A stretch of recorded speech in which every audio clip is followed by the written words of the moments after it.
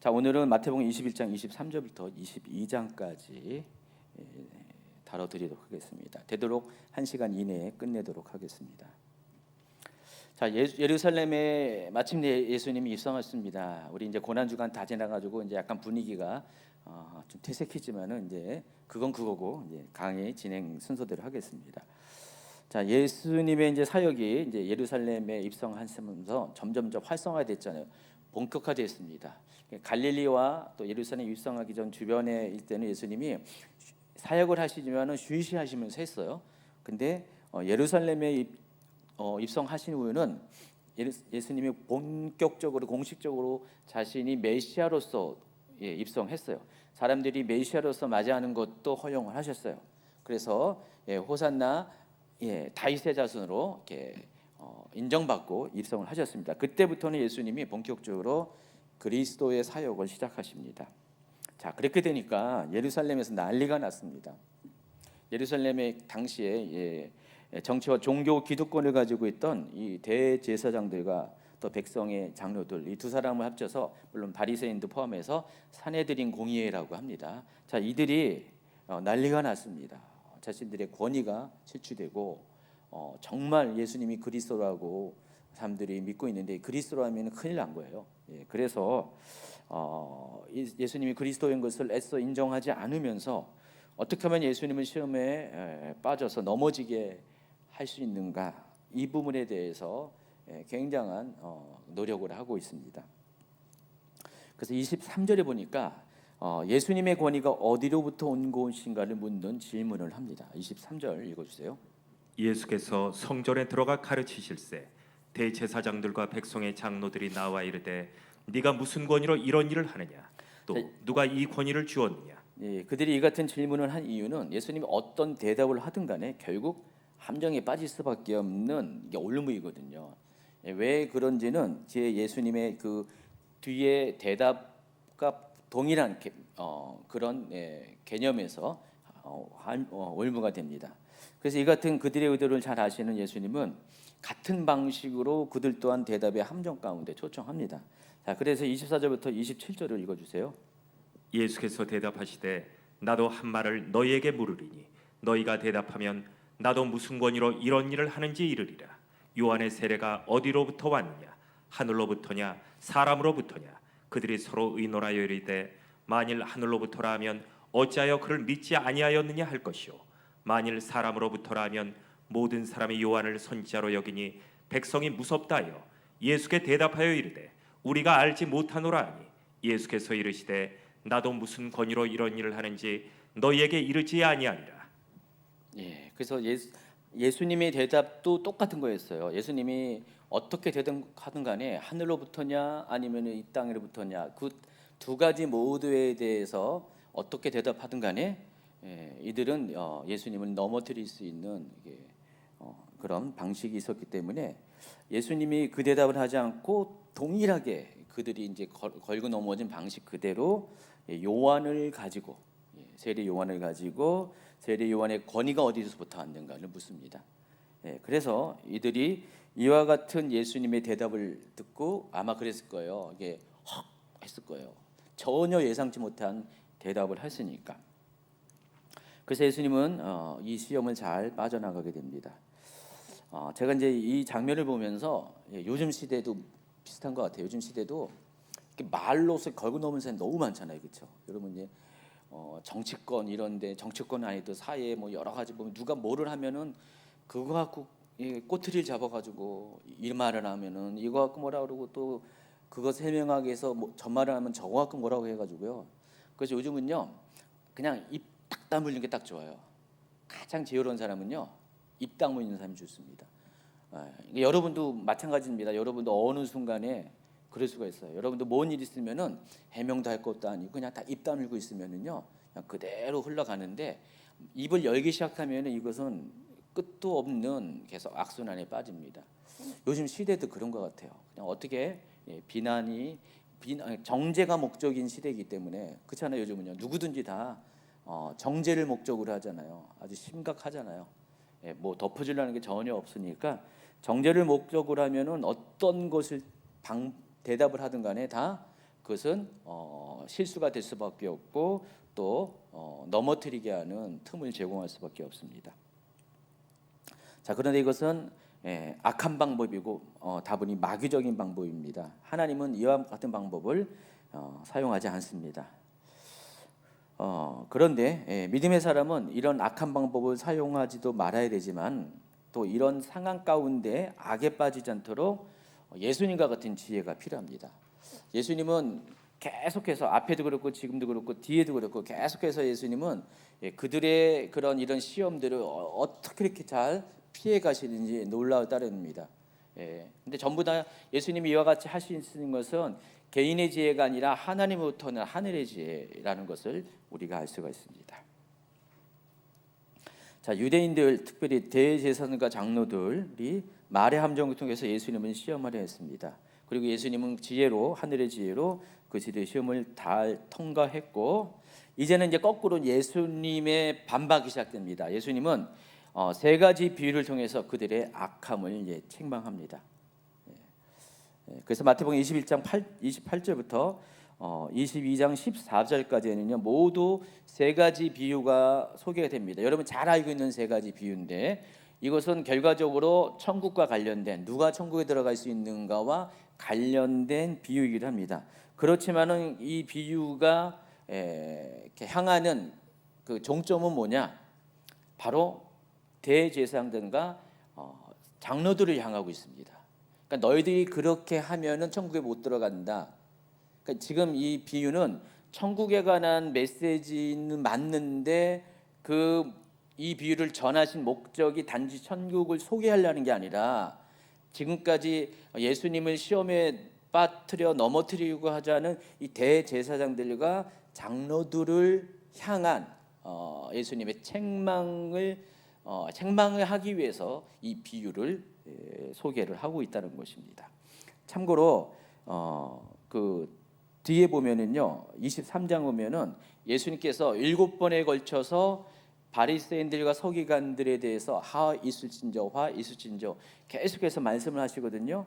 근데 바리새인들과 서기관들에 대해서는 아주 그냥 직설적으로 그들의 문제를 책망해요. 그러니까 그 대상이 바리새인들과 서기관인데 근데 여기서는 이 세 가지 비유를 통해서는 그 대상이 누구냐면은 대제사장들과 장로들이라는 것입니다. 그러니까 대상이 다르고 예수님이 그들을 책망하는 방식이 다르다는 겁니다. 제가 이제 이미 녹화된 강의에서 그 이유를 설명을 했어요. 궁금하십니까? 궁금하시면은 내일 오픈하는 21강을 꼭 들으셔야 됩니다. 왜 예수님이 이와 같은 방법을 사용했는가를 거기에서 설명을 했습니다. 어쨌든 이 세 가지 비유를 통해서 천국에 들어갈 자와 들어가지 못할 자를 비교하면서 천국에 들어가기 위해서는 마땅히 어떠한 사람이 되어야 하는 것을 강조합니다. 첫 번째 비유가 두 아들의 비유인데 21장 28절부터 32절까지 읽어주세요. 그러나 너희 생각에는 어떠하냐? 어떤 사람에게 두 아들이 있는데 맏아들에게 가서 이르되 얘야 오늘 포도원에 가서 일하라 하니 대답하여 이르되 아버지 가겠나이다 하더니 가지 아니하고 둘째 아들에게 가서 또 그와 같이 말하니 대답하여 이르되 실소이다 하였다가 그 후에 뉘우치고 갔으니 그 둘 중에 누가 아버지의 뜻대로 하였느냐 이르되 둘째 아들이니이다. 예수께서 그들에게 이르시되 내가 진실로 너희에게 이르노니 세리들과 창녀들이 너희보다 먼저 하나님의 나라에 들어가리라. 요한이 의의 도로 너희에게 왔거늘 너희는 그를 믿지 아니하였으되 세리와 창녀는 믿었으며 너희는 이것을 보고도 끝내 뉘우쳐 믿지 아니하였도다. 자, 예수님은 이 비유를 통해서 천국에 들어가는 조건에 대해서 포인트가 뭐냐? 바로 하나님 뜻에 순종하냐, 순종하지 못하느냐. 그걸 통해서 천국에 들어가는 자와 들어가지 못하는 자가 결정된다고 말씀하고 있습니다. 자, 천국에 들어간 사람이 누구죠? 이 두 아들 중에서 결국은 둘째 아들이죠. 자, 그럼 첫째 아들이 어떤 사람일까요? 첫째 아들은 바로 예수님을 시험에 빠뜨렸던 좀 전에 예수님을 시험에 빠뜨렸던 그 대제사장들과 장로들과 같은 사람입니다. 그들은 스스로 자기는 하나님을 잘 믿고 또 하나님과 친밀하고 잘 안다고 생각해요. 그렇지만은 예수님이 전하는 천국 복음을 받아들이지 않았습니다. 결국 하나님 뜻을 순종하지 않은 사람들입니다. 첫째 아들이 해당하는 사람들이 바로 그런 사람이에요. 둘째 아들에 해당하는 사람들이 세리와 창녀입니다. 그들은 비록 죄인의 삶을 살았지만은 처음에는 하나님 말씀에 순종하는 삶을 뜻대로 사는 삶을 살지 못했어요.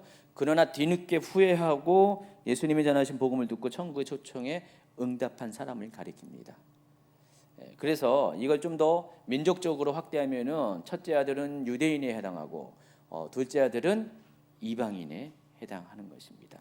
첫째 아들은 나는 이제 교회 다닌다고 나는 구원받았다고 생각하는 그 사람이고, 둘째 아들은 나는 하나님 앞에 정말 볼 낯이 없는 죄인이지만은 그래도 나는 하나님 앞에 죄송하고 하나님께 가까이 가기를 원한다고 뒤늦게 하나님께 나아가는 회심하는 자들을 가리킵니다. 그래서 첫째 아들과 같은 사람들은 율법을 주신 하나님의 마음과 뜻, 의도를 따르기보다는 율법을 우선시해서 율법을 지킨다는 명분으로 사람들을 궁유로 대하지 않는 그런 사람들, 바로 대제사장들이 그랬습니다. 그런 사람들은 하나님이 진정 원하는 뜻을 순종하지 못하기 때문에 결국 천국에 들어가지 못하게 됩니다. 이 마태복음 9장에 보면은요, 예수님께서 마태의 집에서 식사를 하는데 그곳에 세리와 죄인들이 있었어요. 방금 얘기했던 둘째 아들과 같은 세리와 창녀들과 같은 죄인들이 있었는데, 그들과 함께 식사하는 모습을 보고 바리새인들이 뭐라고 했냐면은 어찌하여 너희 선생은 세리와 죄인들과 함께 잡수시느냐라고 했을 때, 예수님은 이들의 질문에 대해서 어떻게 답을 주시냐면 이 12절 13절입니다. 예수께서 들으시고 이르시되 건강한 자에게는 의사가 쓸데없고 병든 자에게라 쓸데있느니라. 너희는 가서 내가 긍휼을 원하고 제사를 원하지 아니하노라 하신 뜻이 무엇인지 배우라. 나는 의인을 부르러 온 것이 아니요 죄인을 부르러 왔노라 하시니라. 예수님이 바라보는 거룩이라는 것은 의인과 죄인을 구분하는 게 아니라, 그게 하나님 뜻이 아니라 오히려 그들을 불쌍히 여기는 것, 궁일이 여기는 것이 하나님의 뜻인 것을 가르쳐 줍니다. 너희는 가서 내가 궁일을 원하고 제사를 원하지 아니하노라는 뜻이 무엇인가 배우라. 그것은 하나님이 원하시는 것이 무엇인가, 하나님의 마음이 무엇인가를 제대로 알기를 원한다. 그래서 하나님의 뜻은 의인을 부르러 온 것이 아니라 죄인을 부르러 왔다. 여러분, 이제 율법을 주신 목적 자체가 하나님께서 여러분 모시기 너무 불쌍해서 주신 거 아세요? 여러분, 그러니까 율법 없이 살아가는 사람들의 삶이 어떤가를, 율법 없이 살아가는 사람들은 기준이 없다 보니까 막 살아요. 험하게 살아요. 온갖 죄를 짓고 살아요. 근데 그게 죄인지 몰라요. 기준이 없다 보니까. 그러니까 하나님 보시기에 너무 그런 사람들이 불쌍하니까 그런 사람들을 살지 않도록 기준을 주시기 위해서 율법을 주신 거거든요. 그러니까 율법은 선한 의도로 우리가 불쌍해서 주신 거예요. 율법의 동기는 사랑이에요. 목적도 사랑이라는 것입니다. 율법은 우리를 더 이상 악한 길로 가지 않도록 만드는 울타리예요. 예방법입니다. 그런데 이와 같은 율법의 동기, 궁일이 여기시는 하나님의 마음과 상관없이 오직 율법을 준수해야지만, 율법의 조항들을 준수해야지만 천국에 갈 수 있다고 생각하는 사람도 있습니다. 바로 이 사람들이 바로 율법주의자들입니다. 율법주의자들은요, 구원의 전제가 율법을 준수하는 거예요. 그러니까 율법 자체는 나쁜 게 아닌데 그 율법을 가지고 구원의 전제로 만든 게 율법주의예요. 그래서 율법을 지켜야지만, 우리는 믿음으로 구원을 받는데 믿음으로 구원을 받는 게 아니라 율법을 지켜야지만. 여러분, 갈라디아서에 보면은 다른 선생, 거짓 선생이 들어와서 이방인으로 구성된 갈라디아 교인들을, 아직 초신자인 갈라디아 교인들을 굉장히 혼란스럽게 하는데, 그들은 어디서부터 왔냐? 유대로부터 온 믿는 크리스찬들이에요. 유대로부터 온 그들은요, 복음으로 거듭남을 경험했지만은 여전히 율법을 고수한 사람입니다. 그래서 율법주의는 오직 믿음으로만 구원을 받는 것이 아니라 율법을 지켜야지만 구원을 받는다고 생각하고 그렇게 가리킨 사람이 율법주의입니다. 그런데 지금 이제 그거는 이제 나중에 이제 기독교 안에서 이제 그런 관점이고, 아직 기독교 아닌 그 대제사장과 바리새인 이와 같은 유대인들의 그런 틀 안에서 이들은 아직 복음도 모르잖아요. 복음 받아들이지 않았어요. 그냥 오로지 율법을 지켜야지만, 율법의 조항을 철저히 지켜야지만 구원을 받는다라고 믿고 따르는 사람이에요. 그러다 보니까 어떻게 해요? 구원받기 위해서는 어떻게 해요? 아주 무리하게라도 율법의 작은 것도 다 지켜야 됩니다. 그리고 자기만 그런 게 아니라 사람들도 똑같이 지키도록 강요하고 감시하고 억압하는 것.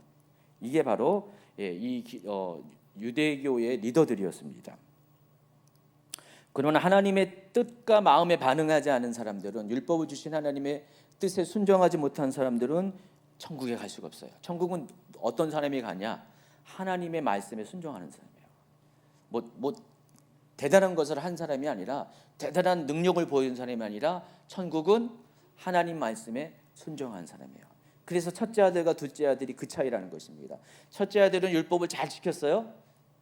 그러나 하나님 말씀에 순종하지 않았어요. 둘째 아들은 율법을 잘 못 지켰지만 하나님 말씀에 결국은 순종한 사람이에요. 그런 사람이 천국에 간다는 것입니다. 뭐 이들 얘기만 하는 게 아니라 오늘날도 교회 다니는 사람 중에서 첫째 아들 많이 있어요.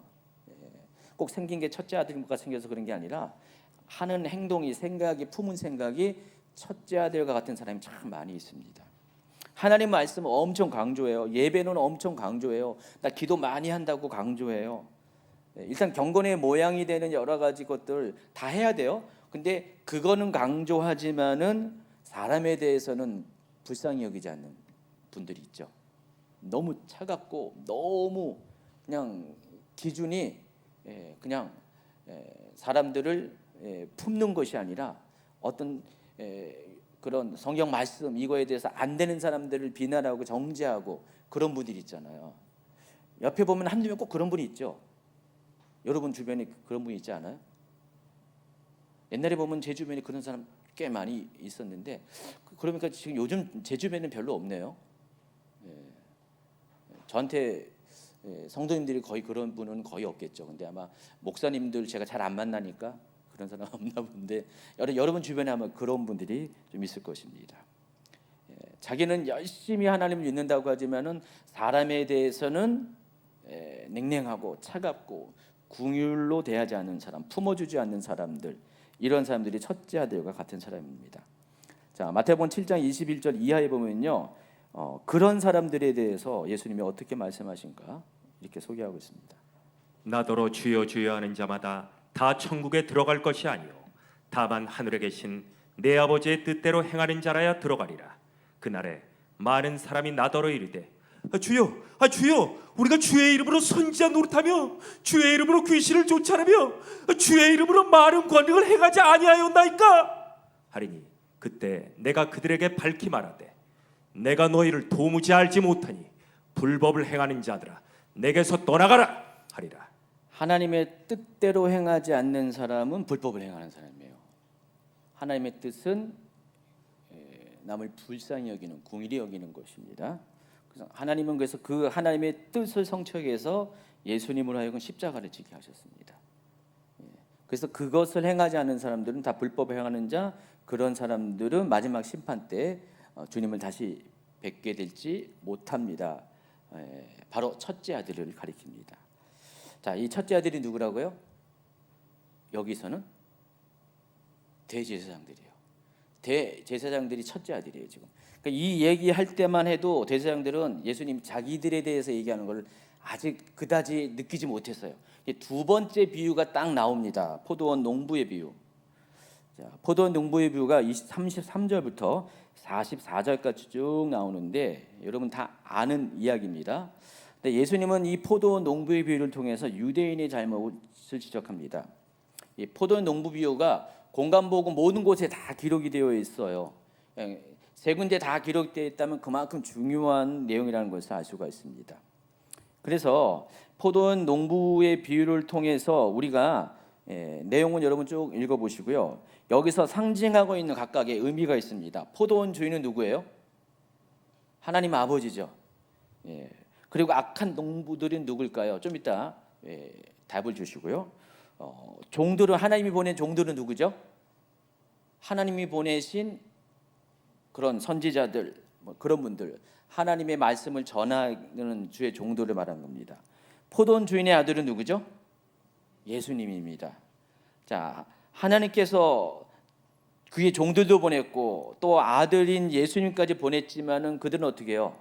하나님이 그들을 통해 전하신 메시지를 듣지 않고 나중에는 어떻게 해요? 예수님, 하나님의 아들인 예수님까지도 죽였잖아요. 예. 자, 이 얘기를 딱 들으니까 이 종교 지도자들이 가만히 듣고 보니까 듣자 하다 보니까 우리한테 하는 거 아니야? 하면서 이제야 눈치를 봅니다. 여러분, 비유는요 항상 이런 묘미가 있어요. 비유는 처음에는 잘 모르다가 한참 듣고 보면 기분 나빠. 내 얘기하는 거 아니야? 지금 대제사장들이 그런 거예요. 첫 번째 비유에서는 알아채지 못했는데 두 번째 비유를 보니까 알아차렸어요. 그래서 45절 46절을 보세요. 읽어주세요. 대제사장들과 바리새인들이 예수의 비유를 듣고 자기들을 가리켜 말씀하심인 줄 알고 잡고자 하나 무리를 무서워하니 이는 그들이 예수를 선지자로 알미었더라. 두 번째 비유에서 이제 드디어 알아차렸습니다. 우리한테 하는 거예요. 이미 첫 번째 비유에서도 첫째 아들은 이 사람들인데 몰랐어요. 근데 두 번째 악한 농부의 비유를 통해서 우리 보고 우리 들으라고 하는 거구나라는 것을 깨닫게 되었습니다. 계속해서 세 번째 비유가 22장으로 넘어가서 1절부터 14절까지 나와 있습니다. 예수님은 이 비유에서 천국을 직접 언급합니다. 예수께서 다시 비유로 대답하여 이르시되 천국은 마치 자기 아들을 위하여 혼인잔치를 베푼 어떤 임금과 같다 그랬습니다. 지금 예수님은 계속 지금 이 바리새인들과 함께 사두개인들이죠. 여기 사두개인이죠. 그러니까 대제사장들과 같이 있으면서 지금 이 비유를 계속 말씀하시고 계시는 거예요. 그러니까 대제사장들이 어떤 누구의 권위로 이것을 하느냐 하는 그 질문에 대한 답의 연속선에서 지금 이 비유를 얘기하고 있다는 것입니다. 이렇다 저렇다 말을 하지 않고 그 대신에 비유를 통해서 답을 주고 계시는 건데, 첫 번째 두 아들의 비유를 통해서 대답을 주신 거고, 두 번째 포도원 농부의 비유를 통해 포도원 주인의 비유를 통해서 이야기했고, 세 번째는 이 결혼잔치 비유를 통해서 그들이 원하는 답을 이야기하고 있다는 것입니다. 그래서 이 세 번째 비유에서는 천국에 대해서 아주 직접적으로 언급합니다. 앞에 이 두 가지 비유는 천국에 대해서 단어는 없지만은 그 정황상 천국에 대한 메시지였어요. 그러니까 천국은 어떤 사람이 들어가는가 주제를 담고 있는데, 첫 번째 두 아들의 비유에서는 천국은 누가 들어간다고요? 하나님 뜻대로 순종하는 자가 천국에 들어간다고 그랬죠. 포도원 농부의 비유에서는 뭐죠? 천국은 하나님이 보낸 메신저와 그 메신저가 전한 소식을 받아들이는 자가 천국에 들어가는 거예요.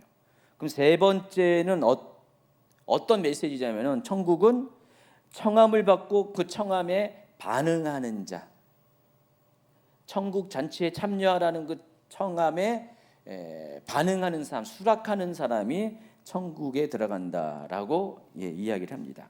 자, 그래서 이 비유 가운데 혼인 잔치를 벌이고 손님을 청하는 임금은 누굴 가리켜요? 하나님 아버지를 가리킵니다. 아들은 또 역시 예수님입니다. 종들은 천국 복음을 전하는 메신저들이고요. 손님들은 천국 복음을 듣고 천국에 초청받은 사람들입니다. 자, 그런데 여기서는 이제 한 가지가 더 나오는데, 예복을 입지 않은 자들이 있어요. 천국에 들어갈 수 있도록 행실에 있어서 거룩함을 준비하지 못한 사람. 자, 이들이 누굴까요? 여기서 이 달라간에서 누구예요? 대제사장들이잖아요. 지금 그들은 결국은 대제사장들이에요. 그러니까 요 비유만 똑 떨어뜨려서 여러분이 해석하는 게 아니라 이 문맥을 통해서 쭉 보라는 거예요. 지금 21장부터 지금 21장 23절부터 계속 이어지는 이 문맥을 통해서 지금 이 비유의 초점은, 화살은 전부 다 대제사장들을 향하고 있다는 것을 이렇게 아시라는 뜻이에요. 그동안 여러분이 비유 하나만 단편적으로 알고 있었는데, 거기에서 비유에서 의미하는 알고 있는 내용, 여러분 알고 있는 내용 맞아요. 그런데 이 전체적인 이 문맥 안에서는 대제사장들을 행하고 있다는 사실을 아셔야 돼요. 첫째 아들도 대제사장이고 악한 농부도 대제사장이고 예복을 입지 않은 자도 대제사장이라는 것입니다. 다 모든 것이 다 이 대제사장과 같이 예수님을 그리스도로 인정하지 않고 천국 복음을 거부한 이 종교 지도자들을 가리킨다는 것입니다. 이어서 예수님은 이제 22장 16절부터는요 또 여러 가지 이제 논쟁을 합니다. 지금까지는 세 가지 비유를 통해서 바리새인들의 잘못에 대해서 지적을 하신 거예요. 아니, 대제사장들의 헷갈려요 자꾸만. 대제사장들의 문제점에 대해서 지적을 합니다. 그래서 그들이 아직은 좀 이렇게 직급으로는 높지만은 사회적인 권위는 높지만은 영적으로는 무지한 사람들이거든요. 어린 사람들이거든요. 그러다 보니까 그들 수준에 맞게끔 비유를 통해서 이야기를 합니다. 자, 그런데 이제부터는 이제 그 대상이 바뀌어요. 바리새인들과 서기관들과 이제 예수님이 이제 대화를 합니다. 자, 바리새인들이 자기 제자들과 헤롯 당원들과 함께 제자들을 헤롯 당원들과 함께 예수께 보내서 이런 이야기를 합니다. 22장 16절. 자기 제자들을 헤롯 당원들과 함께 예수께 보내어 말하되 선생님이여 우리가 아노니 당신은 참되시고 진리로 하나님의 도를 가르치시며 아무도 꺼린 일이 없으시니 이른 사람을 왜 물어보지 아니하심이니이다. 그러면 당신의 생각에는 어떠한지 우리에게 이르소서. 가이사에게 세금을 바치는 것이 옳으니까 옳지 아니하니까 하니. 바로 앞절인 15절에는 바리새인들이 어떻게 하면 예수를 말의 올무에 걸리게 할까 상의한 끝에 이런 방법을 취한 겁니다.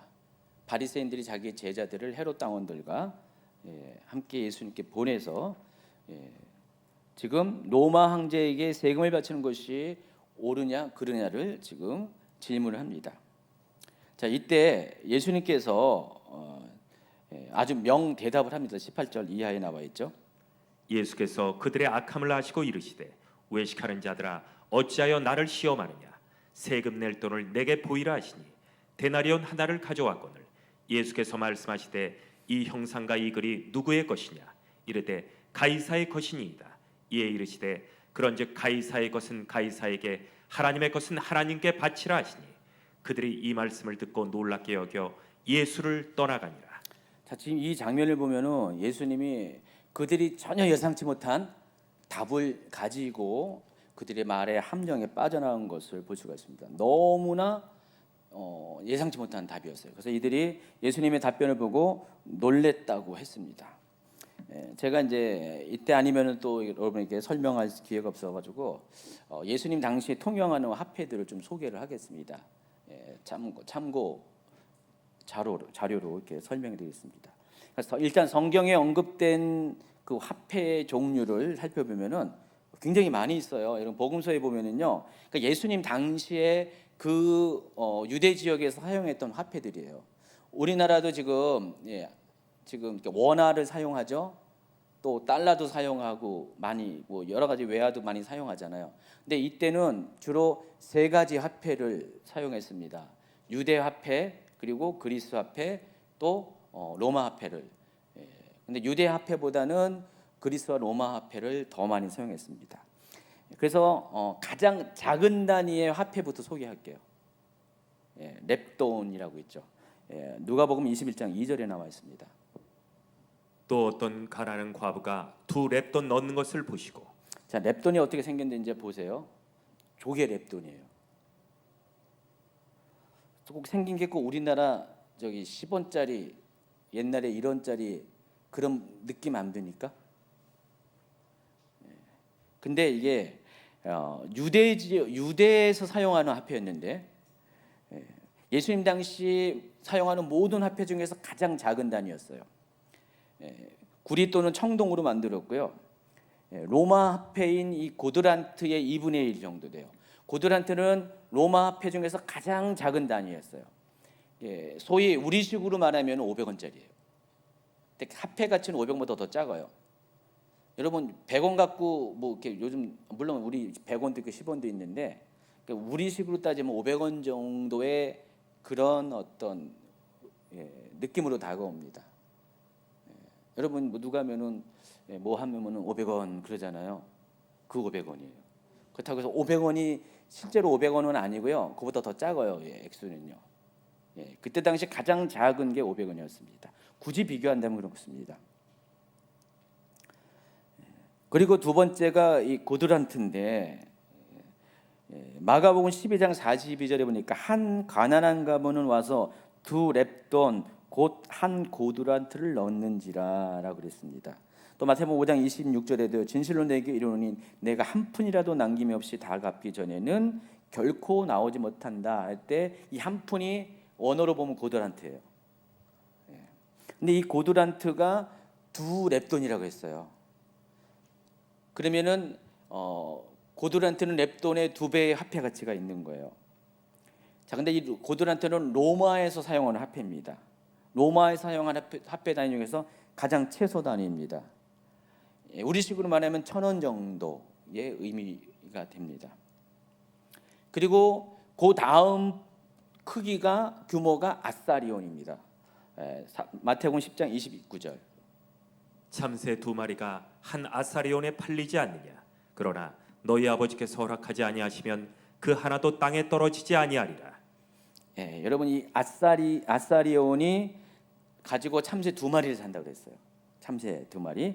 근데 이 아사리온은 4고드란트예요. 고드란트가 한 1,000원 정도의 느낌이라 그러면은 이 아사리온은 얼마예요? 그럼요? 4,000원 정도. 그러니까 우리나라의 5,000원 화폐 정도의 느낌? 5,000원 정도 가면 그때 당시 참새 2마리를 살 수가 있었다는 거예요. 자, 이게 로마의 화폐고요. 이것은 이제 좀 이따 바로 소개할 데나리온의 16분의 1 규모입니다. 자, 데나리온이 이제 곧바로 소개되는데 여러분 데나리온은 많이 들어봤죠? 데나리온은 또 로마의 화폐고요.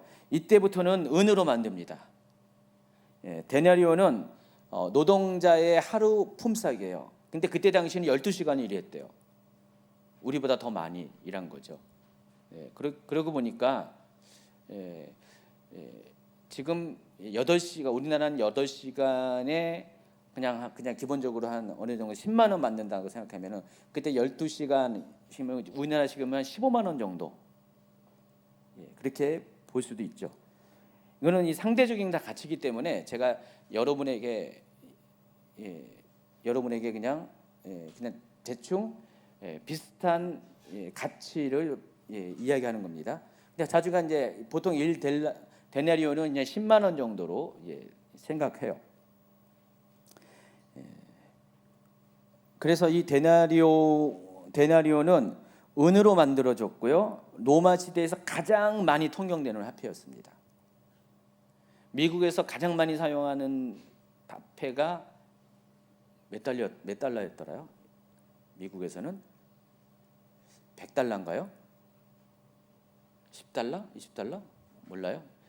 1달러는 거의 뭐 그냥 그런 거고 껌값이고 껌도 1달러 넘던데 100달러를 많이 좀 사용하는 것 같아요. 10달러 많이 사용하는데 사실은 미국 화폐로 하면 100달러 정도 되는 겁니다.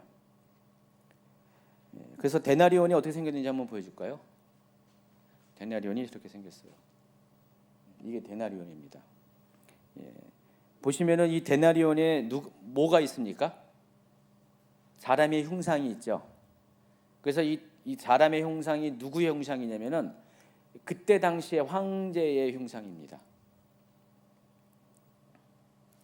그리고 이제 드라크마가 소개되는데 드라크마는 누가복음에서 소개됩니다. 누가복음 읽어주세요. 어떤 여자가 10 드라크마가 있는데 하나를 잃으면 등불을 켜고 집을 썰며 찾아내기까지 부지런히 찾지 아니하겠느냐. 여러분 이제 드라크마는 그리스의 화폐예요. 그래서 누가복음은 헬라인들을 대상으로 쓴 복음서잖아요. 그러다 보니까 헬라인들에게 익숙한 화폐인 드라크마를 사용했어요. 근데 이 드라크마가 로마에서는 데나리온과 같아요. 1 드라크마와 1 데나리온이 거의 같은 값이라는 것입니다. 물론 약간 1달러와 1 유로가 약간의 환율 차이가 있는 그런 거는 있어요. 근데 개념은 같은 거예요. 근데 드라크마는 드라크면은 1데나리온이니까 어떻게 해요? 우리 식으로 따지면 약 10만 원 정도 돼요. 근데 어떤 여자가 10 드라크마를 잃었다는 거예요. 그럼 얼마를 잃어버린 거예요? 100만 원을 이제 잃어버린 거예요. 그럼 100만 원이면 어떻게 해요, 여러분? 등불을 막 켜고 집을 쓸면서 막 찾아내지 않습니까? 10만 원을 잃어버려도 막 찾잖아요, 여러분. 만 원 잊어버려도 어디 갔을까 막 뒤지잖아요. 온 집안 양복 다 뒤지고 옷 다 뒤지고 막 그러잖아요. 근데 100만 원이 없어졌어요. 그럼 다 뒤지잖아요. 그 얘기하는 거예요. 예, 그만큼 이게 값어치가 있어요. 자, 드라크마를 한번 보여줄까요? 이게 드라크마입니다. 그리스도 역시, 그러니까 2000년 전이나 지금이나 무슨 돈은 전부 다 사람이 들어가 있네, 그렇죠? 거의 비슷한 컨셉인 것 같아요. 그 다음에 화폐 가치가 디드라크마라고 하는데 이것도 그리스 화폐고요. 그러니까 점점 화폐가 가치가 커지면서 굴이 청동해서 은하로 바뀝니다. 지금 여기도 은하예요. 이것은 2드라크마입니다. 가지고 2드라크마는 한 200만 원 정도 되겠죠. 그런데 자, 이것은 세겔로 따진다면 좀 이따 소개할 세겔로 따진다면 2분의 1세겔이에요. 반세겔. 그래서 마태복음 17장 24절을 한번 보세요. 가버나움에 이르니 반세겔 받는 자들이 베드로에게 나와 이르되 너희 선생은 반세겔을 내지 아니하느냐. 자, 여기서 이 반세겔을 디드라크마라고 원어에 나와 있어요. 가버나움에 이르니 디드라크마를 받는 자들이 베드로에게 나와. 제가 왜 이걸 이렇게 일부러 설명한지 알겠죠? 여러분 그냥 한글로는 반세겔로 나와 있는데 번역에서는 원래는 디드라크마를 받는 사람들 이렇게 나와 있어요. 그리고 다음 단계가 테트라크마라고도 하고 이제 원어에는 스타테르라고 나와 있습니다. 스타테르가 있는데 마태복음 17장 27절에 나와 있어요. 그러나 우리가 그들이 실족하지 않게 하기 위하여 네가 바다에 가서 낚시를 던져 먼저 오르는 고기를 가져 입을 열면 돈 한 세겔을 얻을 것이니 가져다가 나와 너를 위하여 주라 하시니라. 여기도 원어에는 세겔로 표시된 게 아니라 스타테르를 얻을 것이니라고 했어요. 그러니까 그때 당시 사람들은 이거 복음서를 읽으면서 예수님이 이 한 말을 그래, 그러니까 그리스에서 사용하는 화폐인 스타테르를 얻는 것이나라고 했는데 그 스타테르의 값어치가 한 세겔과 똑같아요. 그래서 번역에서는 한 세겔로 이렇게 한 거예요. 그리고 이제 세겔이 이제 등장했는데 세겔은 렙돈과 함께 유대 지역에서 사용하는 화폐입니다. 여러분 세겔이라는 이것은 구약 시대에도 많이 나오잖아요. 지금도 유대인들은 화폐 단위가 세겔이잖아요. 세켈이라고 부르죠. 세켈이라고 부르는데 세켈이 요즘 300원인가? 우리나라 환율 300 얼마가 그렇게 될 거예요.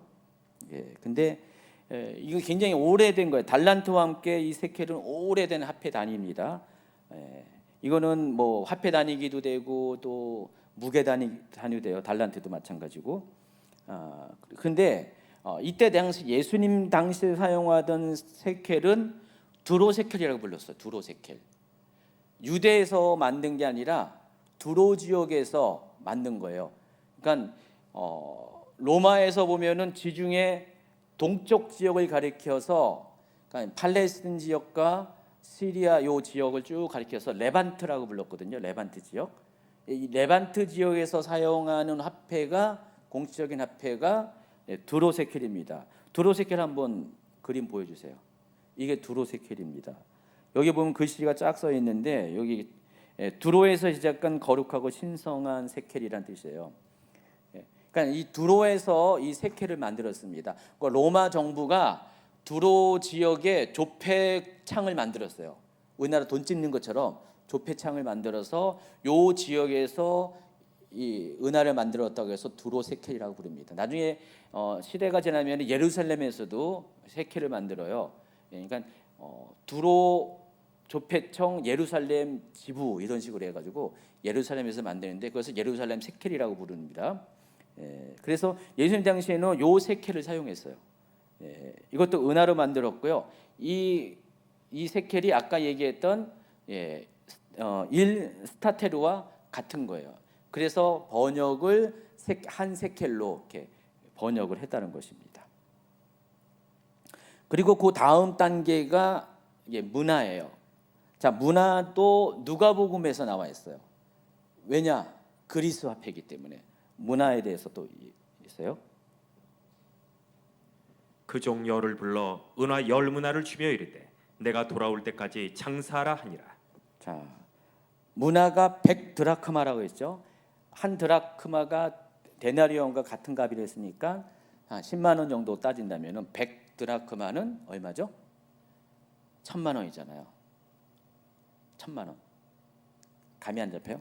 그러니까 문화가 1000만 원이에요. 그러니까 문화 1000만 원을 주면서 그 자본 가지고 장사하라. 지금 그 얘기를 하는 거예요. 그래서 문화는 그리스 화폐이기 때문에 누가복음에서 이렇게 소개가 됩니다. 그 다음에 가장 높은 값어치가 달란트예요. 이것은 금으로 만들었습니다. 금으로 만들었고 노동자의 20년치 품삯이에요. 그러면은 오늘날로 따진다면은 20년이면 어떻게 해요? 아까 그 데나리오는 기준으로 따지면 1년에 한 300일을 일한다고. 요즘은 이제 300일 안 하지만 그때 당시에는 한 6일 일했을 거냐 최소한. 그러면은 300일 따져 보세요. 10만 원, 300만 원, 3천만 원 곱하기 20 하면 얼마예요? 6억이잖아요, 6억. 1달란트가 6억이에요. 자, 이와 같은 화폐 단위를 갖고 있어요. 제가 쓸데없는 거 얘기했나? 별로 흥미없는, 재미없는 거 얘기했나? 여러분 한 번 정도는 좀 여러분 정리를 할 줄 알아야 돼요. 왜냐하면 성경에 계속 이 화폐에 대해서 나오기 때문에 아, 렙돈이 뭐였구나, 고드란트가 뭐였구나, 아사리온이 뭐였구나, 아싸 하면서 알아야 되고요. 데나리온과 드라크마는 같은 거다. 뭐 디드라크마, 스타테르라도 뭐냐, 또 뭐였죠? 세켈 나오고 문화 나오고 달란트까지 쫙 하면은 제가 작은 단위부터 쭉 정리해 왔기 때문에 여러분이 이걸 좀 이렇게 기억하고 있다가 아니면 뭐 원고 갖고 있다가 궁금하면은 성경 보면은 아, 이게 뭐 얼마 정도. 여러분 이제 우리가 그 이스라엘 가는 이유 중에 하나가 성지순례 가는 이유가 맨날 이것만 글로만 있다가 가면은 사람들이 공통적으로 하는 말이 거리감이 살아난대요. 거리가 가면은 성경에서 말하는 게 거리가 느껴지는 거예요. 거리가 날씨가 느껴지고 진짜로 이 체험을 통해서 그걸 통해서 성경이 더 실제화되고 가깝게 느껴지는 거죠. 여러분 이런 것들도 좀 알고 있으면은요, 여러분이 성경을 읽을 때 성경이 더 믿어지고 더 가까이 다가온다는 것입니다. 근데 주임제교회 성도님들은 제가 이런 거 짬짬 이런 거 얘기를 하기 때문에 좀 여러분 좀 관심만 갖고 있으면은요, 여러분 이렇게 좀 더 성경에 있어서 이렇게 오해 없이 왜곡 없이 성경을 이해할 수 있는 도움이 됩니다. 자, 바리새인들은 이같이 질문을 한 이유가 있어요. 예수님한테 이 세금을 내는 게 옳으냐 말이냐 질문한 이유가 있습니다. 왜냐하면은 당시에는요, 로마 제국의 세금이 너무 많았어요. 로마는 두 가지 방식으로 부를 축적했습니다. 로마가 왜 자꾸만 정복 전쟁을 하는지 아십니까? 로마가 그 구두 장화 같은 그 땅에서 이탈리아 반도에서 그렇게 큰 나라가 아니었죠. 근데 그 로마가 점점 영토를 확장해 가지고요 3대륙을 정복하면서 당시 최강국이 된 이유가 이 돈 문제 때문에 그렇게 한 겁니다. 돈. 땅을 정복하면은 돈이 들어오거든요. 그리고 땅을 정복하기에 전쟁을 하면 돈을 더 투자해서 돈 먹고 돈 얻는 그런 게임이었어요. 옛날에는요. 여러분 옛날 왕들은요 자기 돈을 가지고 전쟁을 일으킵니다. 자기 돈을 가지고 군사를 모집하고 오늘날과 같이 무슨 전체주의에서 국력을 가지고 한 왕의 책임이 아니라 국가가 책임이 아니라 그때는 다 한 개인 왕이 다 책임졌어요. 왕이 다 군비를 대는 겁니다. 왕이 돈이 많아야 돼요. 그래서 전쟁을 벌려서 한 지역을 점령하면요 첫 번째 하는 게 약탈입니다. 거기 있는 건 돈을 다 끌어모으는 거예요. 돈과 무슨 돈 될 만한 것들을 다 끌어모읍니다. 그 다음에는 군대를 주둔시켜가지고 세금을 걷는 거예요. 그런 식으로 해서 계속해서 확장하는 거예요. 그리고 거기서 이렇게 정복한 나라에서 군사를 또 뽑아와가지고 그 군사를 데리고 또 다른 지역을 점령하고 막 이렇게 합니다. 그래서 거기서 좀 잘한 사람들은 백부장 시켜주는 거예요. 그럼 백부장 하려고 어떻게 해요? 백부장하면 로마 시민권을 받게 되니까 백부장 하려니까 아주 열심히 충성하죠, 이방인인데도. 그러다 보니까 로마가 점점 확장 세계 정복까지 가는 겁니다. 그래서 약탈은 한 번 하면 끝이잖아요. 전쟁 한 번 끝내면 한 번 하면 끝이니까 이제 안정이 되면은 뭘 하냐면 세금을 겁니다. 무려 100가지가 넘는 세금을 걷었대요, 그때 당시. 세금, 별별 세금을 다 걷는 거예요. 기본적으로 인두세를 걷습니다. 사람 수대로, 명수대로 머리 하나당 얼마 이런 식으로.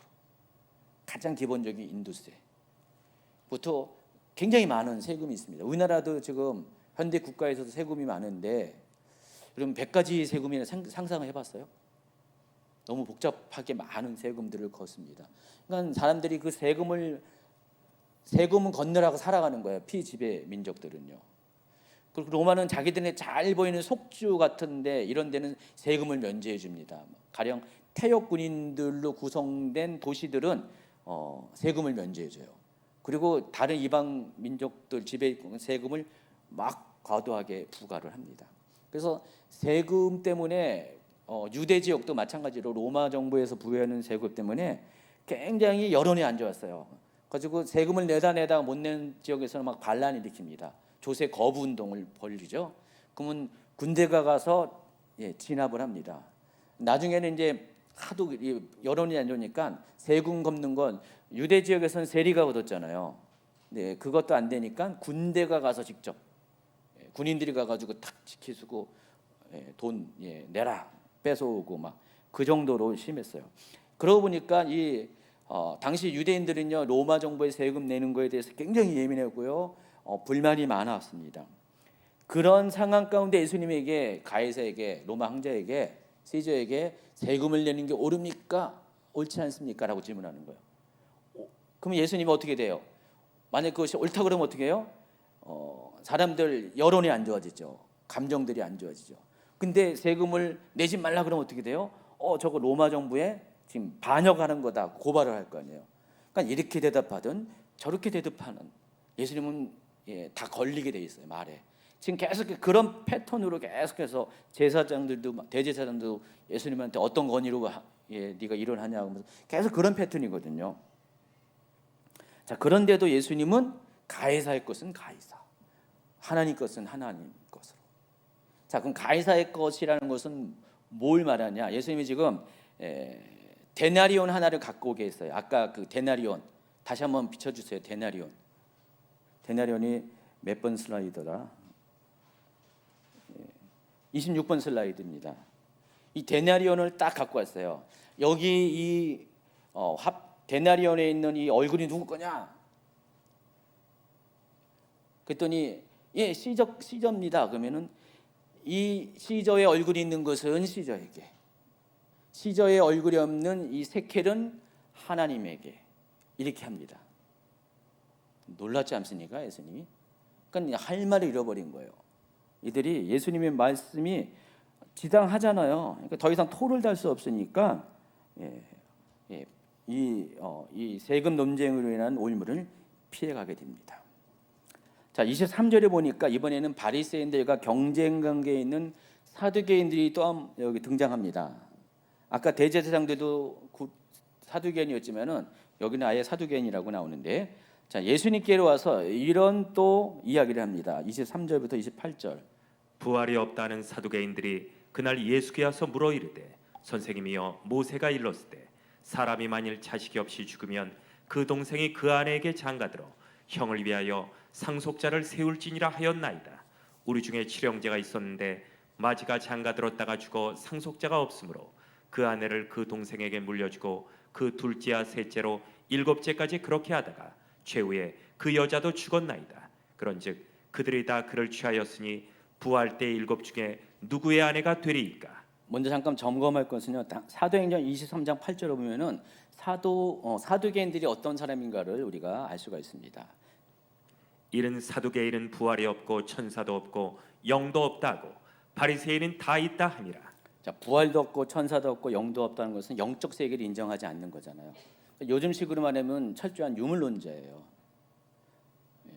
그러니까 눈에 보이지 않는 세상은 인정하지 않는 사람들이 사두개인이에요. 대제사장들이 그랬다니까 그때요. 근데 바리새인들은 어떻게 해요? 반대예요. 영적인 세상을 인정하는 사람이에요. 천사도 인정하고 부활도 인정하고 영적인 존재도 다 인정합니다. 그러니까 평소에 그래서 바리새인과 사두개인들이 서로 싸울 수밖에 없는 이유가 그거예요. 신학이 너무 다른 거예요. 무신론은 아니에요. 근데 유물론자에다가 그리고 유물론자가 아닌 사람들이 서로 같이 공존하니까 싸울 수밖에 없습니다. 더군다나 이때 당시 물론 정치의 본질적인 권력은 로마 정부에 있지만은 그래도 유대인들에게 어느 정도 자치권으로 허락한 그 자치 권력에 있어서 여당 역할을 하는 게 사두개인이었어요. 왜냐면은 대성전을 중심으로 권력이 나오기 때문에 대제사장이 사두개인이잖아요. 그래서 사두개인들이 여당 역할을 하고요. 바리새인들은 야당 역할을 했어요. 요즘도 여당 야당 막 싸우는 건데 그때도 그랬습니다. 그러니까 서로 그들은 사내들인 공의에서 거의 비슷한 수의 사람들이 멤버로 있으면서 서로 막 싸웠어요. 근데 나중에 예수님에 대해서는 서로가 손을 잡았잖아요. 그때만큼은 손을 잡습니다. 자, 그런데 이렇게 사두개파는 유물론자인데 그럼에도 불구하고 죽음 이후의 세상을 믿지 않는 사두개파가 모세의 수원법에 의해서 예수님을 함정에 빠뜨립니다.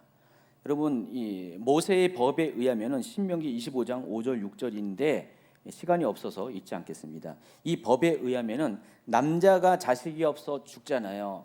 그러면은 그 동생이 형의 자식을 대신 책임져 줘야 돼요. 그래서 형수와 결혼해야 됩니다. 형수랑 결혼해 가지고 첫 번째 아들을 낳으면은 자기 아들이 아니라 형의 아들로 해서 대를 잇게 합니다. 형의 대를 잇게 합니다. 그리고 두 번째부터는 자기 자식이에요. 이걸 가리켜서 수혼법이라고 부릅니다. 이같이 하는 이유가 있습니다.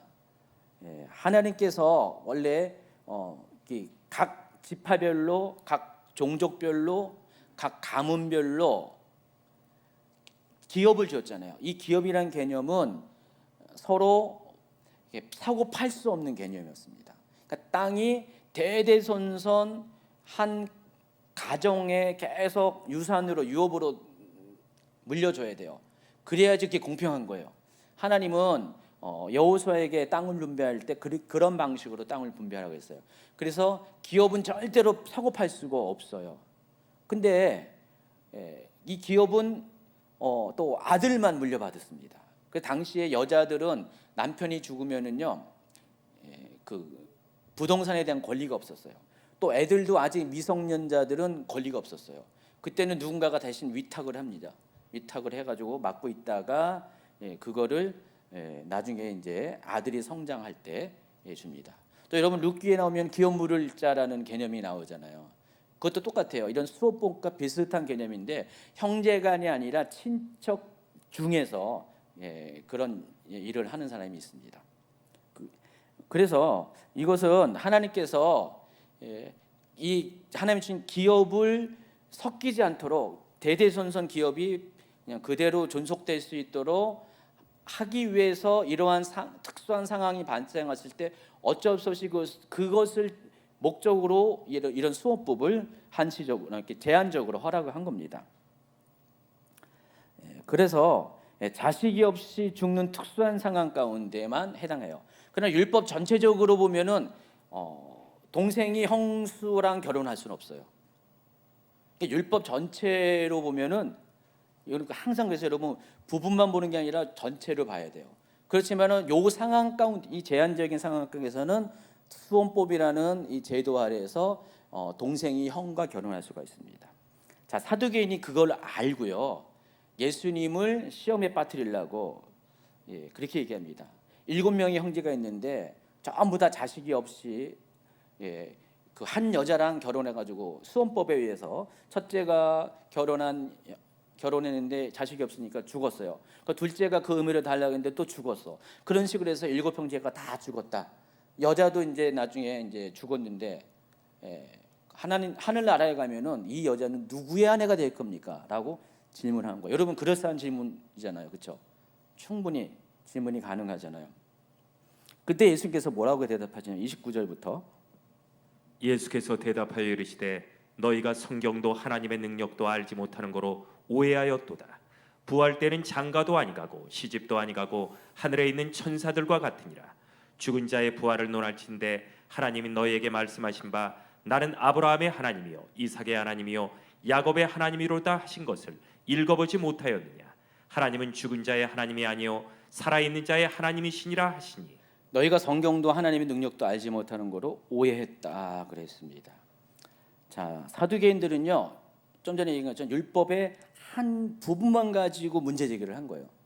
그러나 성경 전체가 말하는 거는 뭐라고 했죠? 동생이 형수를 취하지 못하는 거예요. 우리가 때때로 이렇게 성경 하나 갖고 막 고집하는 사람이 있잖아, 그렇죠?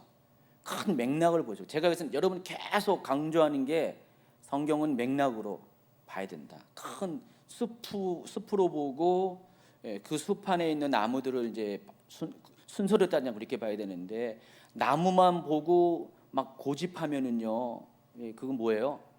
장님이 뭐 이렇게 코끼리 갖고 있잖아요. 그 그림 있잖아요. 이 등 갖고 뭐라고 하고 완전히 그런 거하고 똑같다는 행위가 된다는 것입니다. 지금 사두개인이 그와 같은 것이에요. 그 수원법 하나 갖고 땡 잡았다 해가지고 이건 귀에다 절호의 귀에다 해가지고 예수님은 넘어뜨리려고 했는데 예수님은 그들의 그 시도에 대해서 무식하면 좀 가만히 있지. 알지도 못하면서 왜 그렇게 설쳐되냐? 솔직히 말한다면 그 얘기를 하고 계시는 거예요. 하나님의 뜻은 아까 뭐랬어요?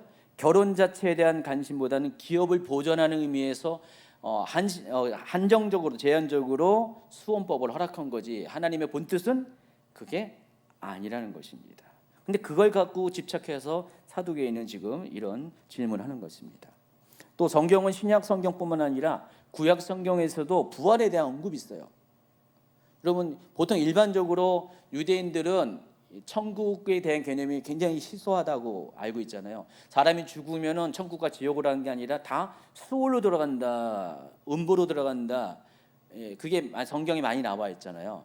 자, 그런데 여러분 에스겔 37장 13절, 다니엘서 12장 2절에 보면은요 부활에 대한 언급이 있습니다.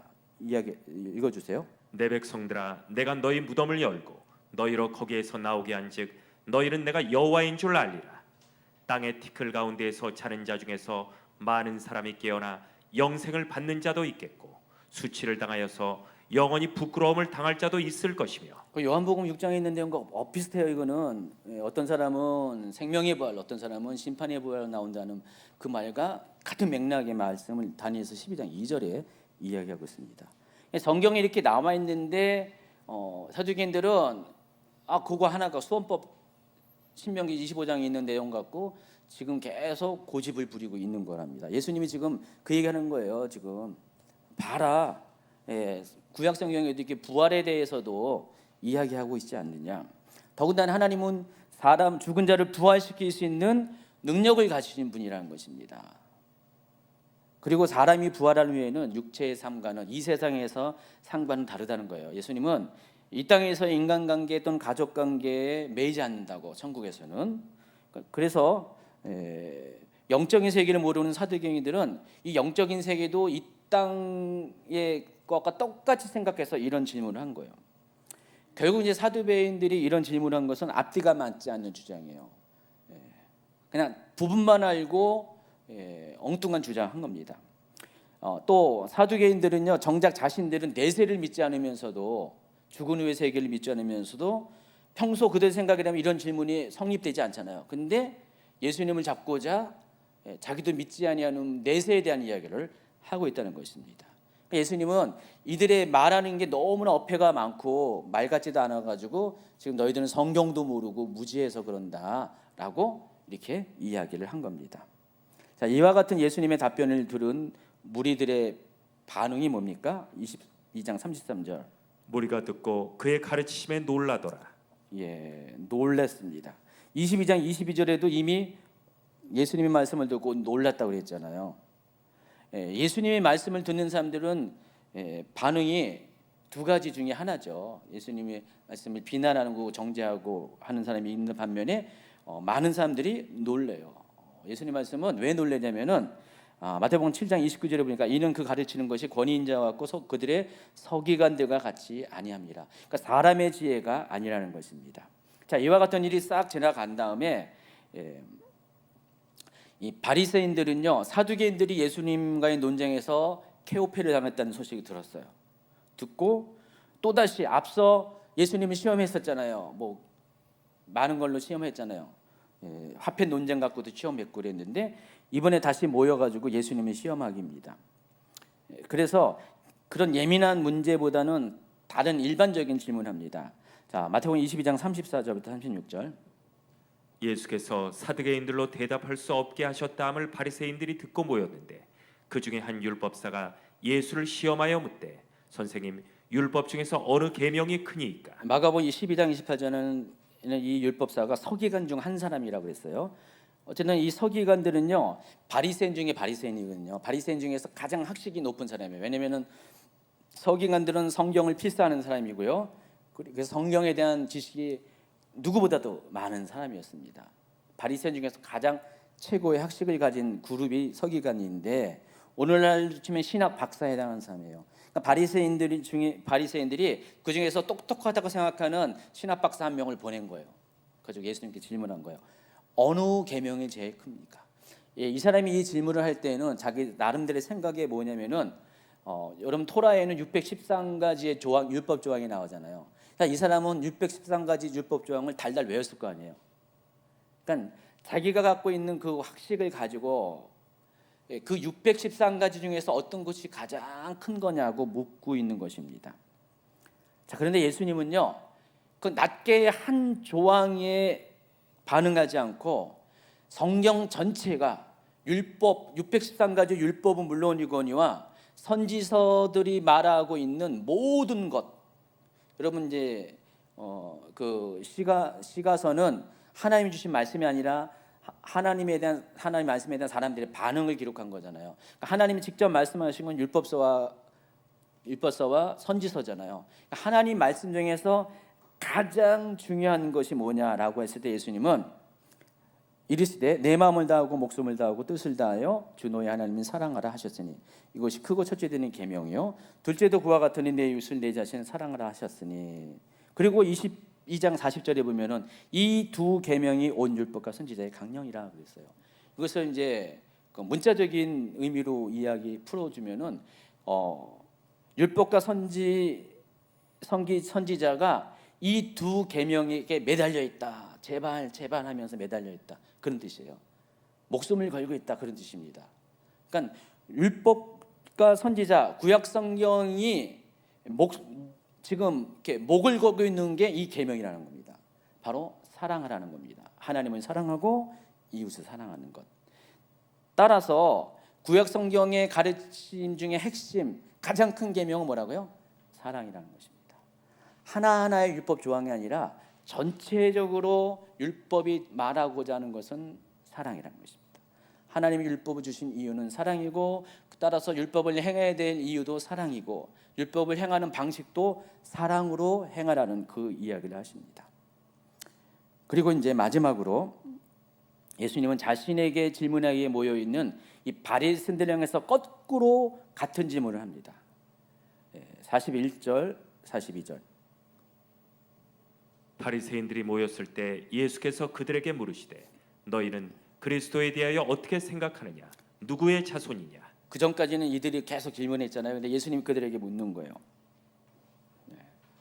누가 그리스도에 대해서 어떻게 생각하냐? 그리스도는 누구의 자손이냐라고 했습니다. 그때 사람들은 뭐라고 했습니까? 다윗의 자손입니다. 여러분 이때 당시에 다윗의 자손 그리스도는 다윗의 자손으로 온다 그랬어요. 그래서 다윗의 자손이요라고 할 때는 당신은 그리스도요라고 하는 관용적인 편이라고 제가 많이 말씀드렸어요. 그러니까 유대인이면 당연히 그리스도는 다윗의 후손으로 온다고 생각하고 있었어요. 자, 그런데 예수님은요 이렇게 말씀하십니다. 43절부터 45절. 이르시되 그러면 다윗이 성령에 감동되어 어찌 그리스도를 주라 칭하라 말하되 주께서 내 주께 이르시되 내가 네 원수를 네 발 아래 둘 때까지 내 우편에 앉아 있으라 하셨도다 하였으니 다윗이 그리스도를 주라 칭하였은즉 어찌 그의 자손이 되겠느냐 하시니. 자, 예수님이 지금 인용한 것은 시편 110편 1편입니다. 1절입니다. 여호와께서 내 주에게 말씀하시기를 내가 네 원수들로 네 발판이 되게 하기까지 너는 내 오른쪽에 앉아 있으라 하셨도다. 예. 근데 여기 이 다윗이 성령의 감동에서 그리스도를 주라 칭했다라고 했습니다. 이 이야기를 하면서 다윗도 그리스도를 주라고 했는데 어떻게 다윗이 자기의 후손에게 주님이라고 말할 수가 있냐? 이건 말이 안 된다. 그 얘기를 하는 거예요. 그러니까 다윗도 그리스도를 주라 칭하는데 그 그리스도가 어떻게 해서 다윗의 후손이 될 수 있냐? 그 얘기를 하는 거예요. 근데 여러분 실제로 예수님은 다윗의 후손으로 오셨어요. 실제적으로는 육신적으로는 다윗의 후손으로 왔습니다. 근데 예수님이 이 말씀을 통해서 강조하는 포인트는 뭐냐면은 그리스도가 다윗의 후손으로 육체를 입고 오는 것은 맞지만은 포인트는 이 그리스도는 다윗과는 다른 존재, 인간과는 다른 존재, 하나님의 아들이라는 것입니다. 그러니까 그리스도는 유대인들이 생각하는 그 정도의 인물이 아니라는 것입니다. 단지 어느 누구의 후손의 수준이 아니라 그리스도는 하나님의 아들이기 때문에 그래서 다윗도 그리스도를 가리켜서 주라 칭했다라고 얘기하는 거예요. 자, 이 말을 들은 이제 유대인들은 이제는 더 이상 성경과 사람의 논리로 예수님을 상대할 수 없다는 것을 깨닫고요. 22장 46절에 보니까 한마디도 능히 대답하는 자가 없고 그날부터 감히 그에게 묻는 자가 없더라. 자, 지금 보세요. 21장부터 쭉 해서 대제사장들부터 지금까지 쭉 계속 뭐예요? 예수님을 넘어뜨리고자 바리새인들 또 사두개인까지 해가지고 엎치락 덮치락 하면서 서로 순번을 정했는지 계속 예수님께 찾아봐가지고 지금 요 때가 뭐예요? 예수님이 예루살렘 성에 지금 입성하시고 나서 며칠 상간의 일이 일어난 거예요. 하루 이틀 상간에 계속해서 이들이 찾아오면서 어떻게 하면 예수님을 넘어뜨리고자 계속 질문을 합니다. 지금 마태는요 이것만 모아놨어요. 여기요 지금 바리새인들과 사두개인과 대제사장들이 예수님을 시험하고자 하는 그런 모든 내용들을 여기에 다 모아놨어요. 지금 마태는요 모으는 건 참 대장이에요. 이게 중요한 것들, 비슷한 것들은 다 모아서 집중화시키는 아주 특별한 이렇게 편집 능력을 갖고 있습니다. 저는 이런 거 참 좋아요. 마태가 마음에 드는 게 이렇게 하니까 주제가 아주 분명해져요. 명확해져요. 마가복음이나 누가복음 이런 건요 막 여기저기 막 분산돼 가지고요. 물론 시간 순서적으로 일어난 것들을 기록했기 때문에 그런 건데 막 분산시켜 가지고요. 초점 잡기가 어려운데 이 마태복음은 딱딱딱 주제별로 이렇게 정리가 잘 돼 있어요. 나중에 요한복음도 정리가 잘 돼 있습니다.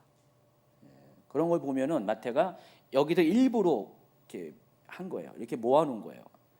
천국에 대한 메시지를 따로따로 5개의 가르침으로 모아놓고 중간중간에 치유로 모아놓고 여기는 논쟁만 이렇게 쫙쫙 모아놨어요. 모아놔가지고 결국은 전반부는 대제사장들과의 관계에서 예수님의 논쟁과 그들을 예수님이 3가지 비유를 통해서 그들에게 답변을 하면서 결국 그들을 굴복시키는 것. 그리고 22장 후반부부터 22장에는 바리새인들에게 그와 같은 것을 합니다. 나중에 이제 여러분이 내일 보게 될 23장에는요. 이것이 다 끝난 다음에 예수님께서 서기관들과 바리새인들을 책망하는 장면이 집중적으로 모아놨어요. 결국은 예수님이 이와 같은 과정을 통해서 더 이상 말로서는 이들이 예수님을 더 이상 어찌할 수 없는 상황까지 만들어 버리면서 결국 예수님은 확실한 그리스도라는 것들이 부각이 되고 명확해지게 된다는 것입니다. 그들이 시험을 하면 할수록, 예수님이 시험을 하면 할수록 예수님의 하나님의 아들로서의 권위, 그리스도로서의 정체성은 더욱더 세워지고 명확해진다는 것입니다. 자, 예수님은 이와 같이 시험과 논쟁을 통과하면서 점점 그리스도의 사역으로 한 발 두 발 더 가까이 나아가시게 됩니다. 그리고 이 모든 것이 끝난 다음에 예수님은 드디어 본격적으로 십자가를 짓는 거기까지 가게 되는 것입니다.